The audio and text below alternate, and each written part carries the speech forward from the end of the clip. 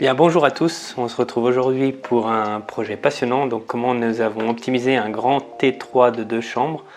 Celui qui nous intéresse aujourd'hui fait à peu près 80 mètres carrés en le transformant en T4 de 3 chambres.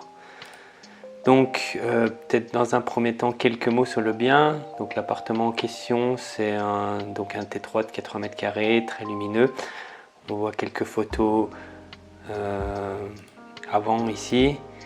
Avec un balcon sur l'avant, donc une cuisine, c'est la photo du milieu qui est à reprendre, et puis une vue depuis du dehors.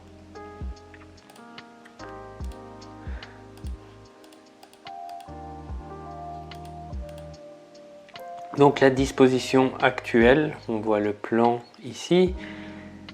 Donc on va regarder ensemble. Donc l'entrée de l'appartement, elle se fait par là. Voilà, on arrive sur un petit couloir. Donc en partant à droite, on arrive sur une cuisine. Une cuisine donc qui est une pièce séparée avec un petit débarras qui est en fait une sorte de garde-manger de quelques mètres carrés. Donc il y a un couloir qui traverse l'appartement ici avec d'un côté le WC et de l'autre côté un placard. Et on arrive donc en fait dans la partie nuit avec la salle de bain ici. On a une première chambre en face d'une bonne taille qui fait à peu près 11 mètres carrés. Une deuxième chambre ici, donc à voir avec les placards qui sont dans le prolongement. Et donc si on part à gauche, il y a un grand espace ouvert, donc là c'est ouvert, avec un salon et une salle à manger. Donc l'idée ici c'est de transformer cet appartement en rajoutant donc une chambre supplémentaire comme on aura 3 chambres, de rajouter si possible également une deuxième salle d'eau et un deuxième WC. Donc les contraintes, généralement on regarde deux choses en numérant. On regarde voilà, les évacuations d'eau. Donc dans l'appartement en question, je les avais marqués en rouge ici. Donc on en voit une évidemment à l'endroit des WC et une deuxième qui est juste à côté donc de la salle de bain actuelle. Donc ça c'est vraiment des contraintes, il faut généralement jouer avec ça pour évidemment pouvoir évacuer les eaux usées des éléments qu'on rajoute. En numéro 2, on essaie toujours aussi également de repérer les emplacements des murs porteurs, parce que bon, on sait très bien que lorsqu'il s'agit de démolir un mur porteur, même à l'intérieur, il faut des autorisations d'une part, et c'est également très cher d'autre part. Donc toujours des choses qu'on veut éviter de faire. Donc dans notre cas d'étude, on voit que le mur porteur il est marqué en orange ici, il traverse tout l'appartement. Donc compte tenu de ça, qu'est-ce qu'on va faire? Donc un petit rappel sur le cahier des charges. Donc on veut essayer ici de rajouter une chambre supplémentaire et également une deuxième salle de bain et un WC. Donc la première chose, généralement c'est assez évident quand on a une pièce qui est dédiée à la cuisine, chose qui se faisait relativement souvent à l'époque mais qui se fait de moins en moins maintenant, c'est justement d'utiliser cette pièce de la cuisine pour fabriquer une chambre.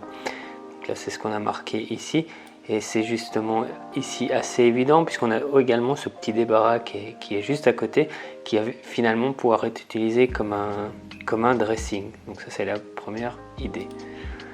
Donc qui dit créer une troisième chambre à l'emplacement de la cuisine, il faut évidemment transférer cette cuisine. Et ce qu'on fait généralement, c'est qu'on essaie de créer une cuisine donc, qui est maintenant ouverte sur la partie avant de l'appartement. Donc on va marquer d'une flèche verte. Donc on voit bien chambre 3, dressing et la cuisine qui part donc à l'emplacement de la salle à manger. Voilà. Donc maintenant qu'on a la cuisine, maintenant qu'on a la troisième chambre, qu'est-ce qu'on veut essayer de faire concernant cette deuxième salle d'eau? En fait, il s'agit d'essayer de réfléchir à réorganiser cette partie marquée en range dans l'appartement, tout en ayant à l'esprit également l'emplacement des évacuations d'eau. Donc voici la solution que l'on a trouvée pour cet appartement. Donc à voir en détail, donc ça c'est un zoom en fait sur la partie orange. Donc à gauche on voit la nouvelle cuisine. Donc en beige ce sont les nouvelles cloisons en fait qu'on a créées. On a évidemment démoli toutes les anciennes. Donc on voit ici on a réussi donc à créer une deuxième salle de bain. En plus il y a les codes donc avec un lavabo en face. Un petit renfoncement pour un bac à douche de 80 par 80. En orange ici un sèche-serviette. On est venu créer une armoire coulissante pour machine à laver sèche-linge et des rangements. Donc on voit là les coulissants. En fait on a modifié l'entrée pour les WC. Donc l'entrée au WC se fait de face. Et en fait, on a utilisé l'ancien couloir pour faire un deuxième WC qui regarde donc sur la partie nuit de l'appartement. Donc là, je crois que la slide d'après, ça fait un avant-après. Voilà, donc on voit vraiment ce qu'on a fait pour créer cette deuxième salle d'eau. Donc on a évidemment mangé un petit peu de place sur la salle à manger existante pour créer ici notre salle de bain supplémentaire. On a créé un placard. On a changé l'entrée de l'UVC qui se fait maintenant par devant. Et avec la place de l'ancien couloir, on a fait un WC donc tête bêche avec l'entrée se faisant de l'autre côté de l'appartement.